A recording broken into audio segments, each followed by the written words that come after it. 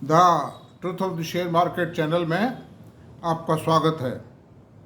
मैं भुवनेश अग्रवाल। नमस्कार मित्रों, दोस्तों। रिजल्ट सीजन परवान पर है। कोई ना कोई दो चार बड़ी कंपनियों के रिजल्ट रोज आए रहते हैं। अच्छे भी आ रहे हैं, बुरे भी आ रहे हैं। ऑपरेटर अपना काम कर रहे हैं, बाजार अपना काम कर रहा है, इंस्टीट्यूशन अपना काम कर रहे हैं। और जिसको जैसा पसंद है, जिसको जैसा महसूस होता है, वैसा वो अपनी राय व्यक्त कर रहा है, जैसा जिसके पास साधन है, जैसी जिसकी इम्पोर्टेंस है। लेकिन जो सोबर कंसल्टेंट हैं, सोबर जो कंसल्टेंट हैं, उनकी राय यही है कि भाई देखो, थोड़ा सा बाजार में करेक्शन तो आना था और आ गया है, आ रहा है। अब कितना आएगा ये कोई नहीं कह सकता। शेयर बाजार के बारे में कोई भी कुछ भी नहीं कह सकता है। कितना करेक्शन, कौन ऑपरेटर किस बाजार को, कौन सी सिंडिकेट कितना तोड़ दे, कुछ नहीं कहा जा सकता। ये बात सही है कि रिजल्ट्स मॉडरेट हैं। सेक्टर रोटेशन भी होगा इसमें। जो सेक्टर चल रहे थे उनमें कुछ ठंड आएगी, नए सेक्टर उठेंगे। जो सेक्टर आधे उठे थे वो पूरे उठेंगे। तो ये सब प्रक्रिया बाजार की चलती आई, एक सतत प्रक्रिया है। अब इसको जो समझ जाएगा वो तो कमा जाएगा, और जो नहीं समझेगा वो नहीं कमाएगा। भाई चार्ट को देखिए, ग्राफ को देखिए, शेयर के फंडामेंटल्स को देखिए, बाजार की ओपिनियन को देखिए।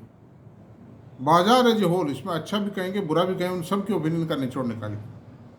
जैसे मैं आपसे एक ही बात कहता हूँ, मेटल सेक्टर है, इसके बारे में खूब गीत गाए गए। चाइना के पैकेज की खबर आई, अभी तक तो पैकेज आया भी नहीं, लागू भी नहीं हुआ है वो। इस मेटल सेक्टर को उस दिन 2-4-5% चढ़ा दिया, मतलब खूब जोर शोर से, और बेच गए माल। मेटल सेक्टर में खूब संगीत खूब गाया गया है, लेकिन ये सेक्टर चढ़ ही नहीं पा रहा है। क्यों? कि दम नहीं है इसमें, दम नहीं है। डिमांड होगी, चाहे होगी, प्रॉफिट नहीं है। डिमांड तो होगी, इंफ्रास्ट्रक्चर का काम चल रहा है, मार्केट कैपिटल गुड्स का काम चल रहा है, ऑटोमोबाइल ठीक चला है। अब चाहे मत चले था तो ढीला हो जाए, चाहे भी, तो उसमें क्या होगा कि ये मतलब कोई ज़्यादा कोई खतरे वाली बात नहीं है बाजार में। ये मॉडरेट मतलब डाउनफॉल हो सकता है। ये इंटरिम करेक्शन है, आने भी चाहिए, बुल फैज करेक्शन से आने चाहिए, आते रहेंगे। जो इन्वेस्टर, ठोस इन्वेस्टर है, जिसने अच्छे मैनेजमेंट के शेयर खरीदे हैं ना, अच्छी टेक्नोलॉजी है, अच्छा मैनेजमेंट है, अच्छे प्रोजेक्ट हैं, जमी हुई कंपनियाँ हैं, उनमें कोई खतरे वाली बात नहीं है, आती रहे। अब कोई ये कहे कि साहब ये तो बाजार तो गिर जाएगा ये तो, और आप तो गलत बात कह रहे हो साहब, ऐसा गिरेगा पूछो मत। आप बाढ़ में के भाव आज तक नहीं आए, 2007 के भाव आज तक नहीं आए, वो गलत कहते हैं वो लोग। मैं उनसे यही कहता हूँ कि निफ्टी और सेंसेक्स, बैंक निफ्टी, इन सब का उस समय स्तर क्या था और आज क्या है, ये सब मेजर करें। और देश की पहली 100 कंपनियों को उठा करके देखें कि उस समय जिसने 1 लाख रुपये इनमें लगाया था, 1 लाख रुपये को मेजर कर लीजिए आप, वो पैसा आज कितना हो गया, ये मेजर करें। वो पहले ध्यान देवें ज़रा, ताकि उनको ज्ञान ध्यान आएगा थोड़ा सा कि ये इस प्रकार की मुंगेरी लाल मूर्खतापूर्ण जो जो जो जो ये जो टिप्पणी करते हैं शेयर बाज़ार पर, वो गलत है। गिरता है शेयर बाज़ार, मैं उससे डिनाई नहीं करता हूँ। शेयर बाज़ार गिरता है, गिरेगा, हर चीज़ गिरेगी। सोना चांदी गिरता है, डायमंड गिरता है, इवन करेंसी की वैल्यूज गिरती है इंटरनेशनल मार्केट में, बढ़ती हैं गिरती हैं, सब कुछ होगा। ट्रेडेबल, जहाँ भी ट्रेड है, जिस चीज़ में ट्रेड है, व्यापार होगा, उसमें जैसे जैसे हालात क्रिएट होते हैं उस हिसाब से करते हैं। वो हालात थोड़े टाइम बदल जाते हैं, स्थिति बदल जाती है। तो ये सब गलत बात है। अब मैं आपसे बता रहा हूँ, आईटी कंपनियों के करीब करीब बड़ी कंपनियों के सब रिजल्ट आ, और उसमें इन्फोसिस का रिजल्ट बहुत शानदार था, टीसीएस का रिजल्ट भी ख़राब नहीं था, अच्छा रिजल्ट था वो। एचसीएल रैंगरो का शानदार रिजल्ट था। विप्रो का अच्छा है रिजल्ट, उन्होंने गाइडेंस थोड़ी वीक दे दी, बस यही किया, लेकिन बोनस दे दिया उन्होंने साथ के साथ। और उनका जो ऑर्डर प्रिक्योरमेंट है बहुत शानदार था, सबका ही बहुत शानदार था। और एलटीआई माइंडट्री का रिजल्ट बहुत बढ़िया आया, लेकिन उसको तोड़ दिया, 5-6% तोड़ दिया, और आज सुधार रहे हैं उसको, और अगले 1-2 रोज में सुधर जाएगा। टीसीएस भी सुधर जाएगा, एचसीएल और इन्फोसिस भी सुधर जाएगा। ये कहीं नहीं जाने वाले हैं। एसेंचर की जो चाल है, उसका आप ग्राफ निकाल के दे दिए, रिजल्ट के पहले रिजल्ट के 5 दिन बाद तक क्या हुआ। The same track has been fixed by the Indian operators in IT companies. इसलिए कोई चिंता वाली बात नहीं है।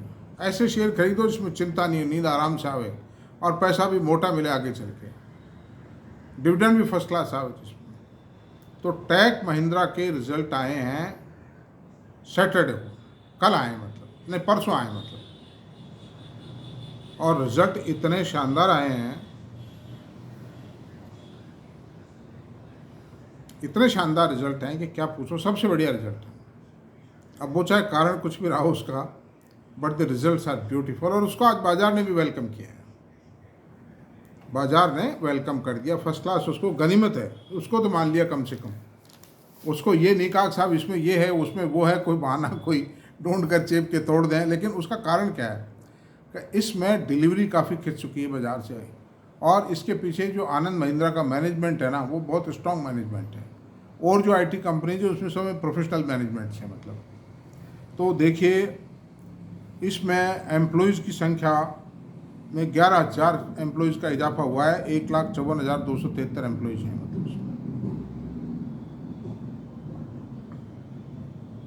एट्रिशन रेट घटकर, एट्रिशन का घटना बढ़िया होता है मतलब, जो एम्प्लॉयज़ नौकरी छोड़ जाते हैं उसको एट्रिशन कहते हैं। 10.6% है, पिछली बार 11.4% था।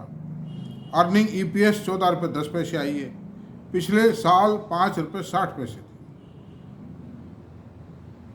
एम्प्लॉय यूटिलाइजेशन, जितने एम्प्लॉयज़ हैं उनका यूटिलाइजेशन कितना परसेंट हो पाया है in comparison to the task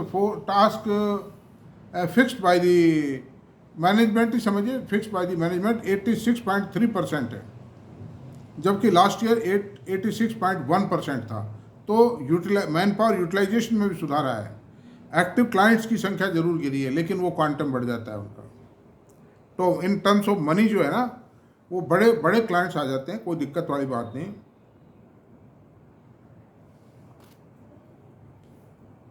revenue जो है, जो आय हुई है कंपनी की, टोटल सेल जो है कंपनी की 13,313 करोड़, पिछले क्वार्टर में 13,006 करोड़ रुपए थी, ये 2.39% बढ़ी है।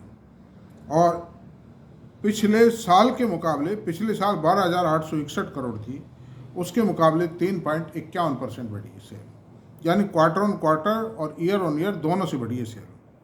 ऑपरेटिंग प्रॉफिट OPM मार्जिन अभी 13% है, इससे पिछले क्वार्टर में 12% था और पिछले साल 9% था इसी सेम क्वार्टर में। तो ऑपरेटिंग मार्जिन भी बढ़ रहा है, इसका मार्जिन भी 16-17% था, जो गिर कर के 5% रह गया था।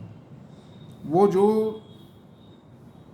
परिणामी साहब थे इसके मैनेजिंग डायरेक्टर, उनके टाइम में कुछ मजबूरी में या किसी भी तरह को एडजस्टमेंट इनको करने पड़े थे प्रॉफिट दिखाने के लिए, कंपनी को ऊपर लाने के लिए, कंपनी के सर्वाइवल के लिए समझो, या शेयर प्राइस के मेंटेनेंस के लिए, तो वो सब बराबर कर दिए गए हैं।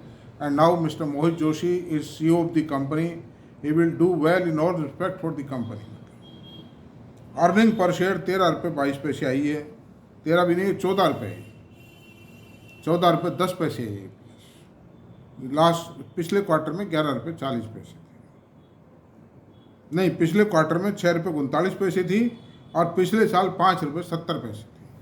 तो अंडर दिस सर्कमस्टेंसेज दोस्तों, मैंने आपको पिछले 7 महीने हुए मुझे वीडियो बनाते हैं, 7 महीने में मैंने 281 वीडियोज़ अभी तक लॉन्च किए हैं, और उसमें कम से कम 50-60 वीडियोज़ में मैंने IT पर स्ट्रेस किया है। IT इज़ माई डार्लिंग, और लगातार IT के शेयर बढ़ रहे हैं धीरे धीरे, शहने शहने, पता भी नहीं पड़ता है मतलब, हाँ कोई हल्ला दंगा कुछ नहीं होता है, धीरे धीरे धीरे धीरे पढ़ते रहते हैं, आराम से विश्राम करते हुए चलते हैं, रात को सो जाते हैं, दिन में उठ करके धीरे धीरे स्मूथ चाल से चल रहे हैं। ये तो एक डायलॉग है, हंसी मजाक का डायलॉग है, एंजॉय भी करना चाहिए आदमी को। तो अंडर दिस सर्कमस्टेंसेज मेरा सिर्फ निवेदन यही है कि मैं खरीदने के लिए नहीं कहता हूँ, I don't say to purchase, मेरा खाली एनालिसिस है कि टेक महिंद्रा के पीछे महिंद्रा एंड महिंद्रा का मैनेजमेंट है, और जो मोहित जोशी हैं वो इन्फोसिस से आए हैं, जो मैनेजिंग डायरेक्टर हैं, यंग हैं, कम एज है, he will work hard and उनको एक ऐसी इन्फोसिस जैसी कंपनी की कल्चर को छोड़ के आए हैं वो, तो उस कल्चर का बेनिफिट तो इस कंपनी को मिलेगा भाई। ये तो नहीं हो सकता उस कंपनी का बेनिफिट नहीं मिले कल्चर का। और ये लॉन्ग टर्म के ज्वेल हैं, डायमंड हैं ये। मेरे पास भी एक काफ़ी मात्रा में है, मतलब बहुत बड़ा इन्वेस्टमेंट है मेरा। ये जो लोग अंडर एस्टिमेट करते हैं कई, तो वो कृपया थोड़ा सोचें कि 42 साल के जिस आदमी ने रात और दिन साधना की है, क्या उसको बेनिफिट नहीं मिले होंगे क्या? तो ये सब बातें हैं अंडर। खैर मेरा उससे कोई मतलब नहीं, अंडर करो ओवर करो, I am least concern with all these things. तो नटशेल में मैं एक ही बात कहूँगा कि आप अपने फाइनेंशियल एडवाइजर से टेक महिंद्रा के बारे में भी राय लेना कि वो क्या कहते हैं, और तदनुसार कार्रवाई करें। सब कुछ ठीक हो जाएगा। थोड़ा सा एक 50 पैसे ब्याज और घट जाए, उसके बाद इनका ऑर्डर इनटेक और बढ़ेगा, काम खूब मिलेंगे इनको, डिमांड बढ़ेगी, आर्टिफिशियल इंटेलिजेंसी का कंट्रीब्यूशन बढ़ेगा। और अगर आप किसी भी आईटी कंपनी का आप देख लीजिए, जो वर्टिकल से जो इनकम हुई है ना, वर्टिकल ग्रोथ या डी ग्रोथ, सब all verticals have reported growth. All जो जितने भी जो कॉन्टिनेंट्स हैं, यूँ समझिए यूरोप है, अमेरिका है, इंडिया है, other than rest of the world है, उनसे सबसे मतलब एरिया वाइज की ग्रोथ भी शानदार आई है सब कंपनियों। सबके मार्जिन बढ़े हैं। किसी का थोड़ा बहुत मार्जिन कम हो गया है तो उसका कारण ये था कि उनको स्टाफ बढ़ाना पड़ा है फ्यूचर प्रिपरेशन के लिए, उसकी सैलरी थी, इस कारण मार्जिन पे प्रेशर आया है। वो सब ठीक हो जाएगा। ऑर्डर इनटेक ठीक है, सब कंपनियों ने गाइडेंस ठीक दी है, 3-4, 4.5% की मोस्ट कंजर्वेटिव गाइडेंस दी है ज़्यादातर कंपनियों ने। देनी भी चाहिए, ठीक है, ज़्यादा फेंका फांकी किस काम की, मतलब जो इन्वेस्टर है वो गेन करेगा, मतलब तसल्ली वाला इन्वेस्टर गेन करेगा। जो रातों रात जो करोड़ों लाखों करोड़ों रुपया कमा ले रहे हैं वो नहीं निहाल होंगे। उनके लिए शेयर बाजार है ही नहीं, मतलब देखा जाए तो उनके लिए तो जो घड़ा खुलता है ना, वो बम्बई का जो आँख आता है या क्रिकेट का सट्टा है, यही खेल खा लो यार, ठीक है, काहे को शेयर बाजार में करते हो।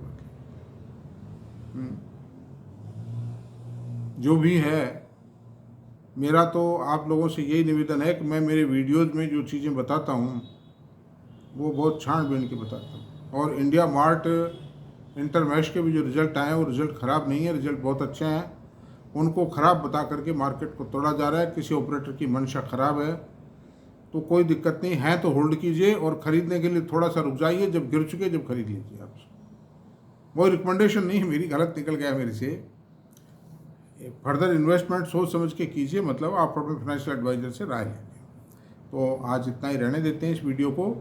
और मेरा अगर वीडियो पसंद आया हो तो प्लीज़ इसको सब्सक्राइब करें, लाइक करें, शेयर करें, कमेंट करें। Thank you very much.